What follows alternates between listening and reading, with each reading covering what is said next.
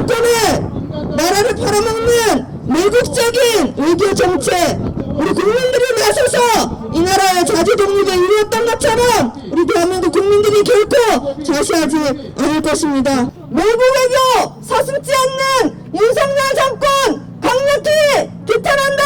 규탄한다! 규탄한다! 규탄한다! 저는 윤석열 정부의 행보에 따라서 한반도 전쟁 위기가 심화되고 있다고 생각을 하고 그에 대해서 굉장히 두려움을 느끼게 돼서 이 행동에 참여하게 되었습니다.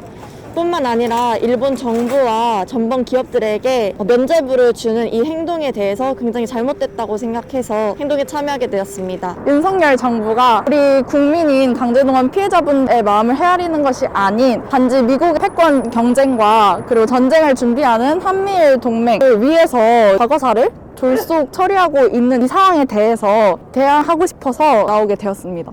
한일 동맹 구축하려고 일제강점과 전범기업에 비상책임 면죄부 주는 윤석열 정권 규탄한다!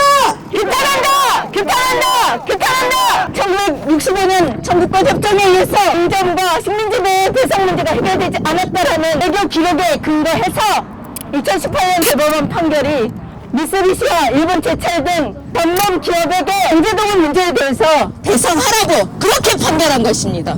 우리나라 대법원의 판결을 무시하고 부정하고 나서는 것입니다.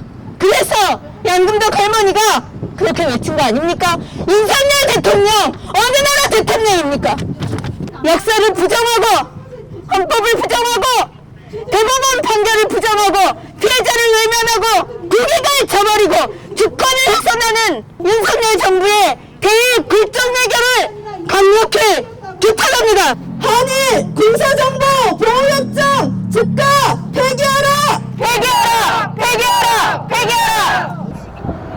윤석열 정권은 이번 정상회담에서 한일 군사정보 보호협정, 한일 지소미아를 이른바 정상화하겠다고 밝혔습니다. 윤석열 정권은 마치 일본이 한일 지소미아를 통해 제공하는 정보가 한국의 북한 미사일 대응 능력에 도움이 되는 것처럼 주장합니다.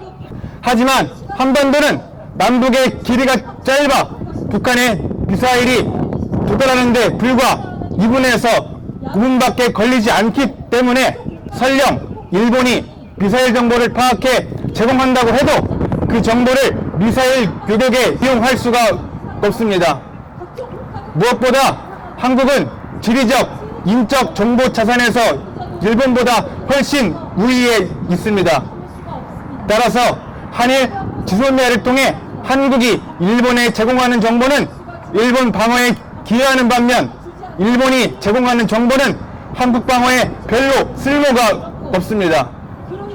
이처럼 한일 지소미아 정상화 또한 강제 동원 문제와 마찬가지로 일본을 위해 우리의 주권과 국익을 희생하는 굴욕적, 굴종적 결과로 귀결될 것이 분명합니다. 한일 지소미아를 정상화할 것이 아니라 즉각 전면 폐기해야 합니다. 한일 지소미아를 포함해 한일 군사협력을 심화시켜서 미국과 일본, 윤석열 정권이 달성하고자 하는 것은 바로 한일동맹 구축입니다.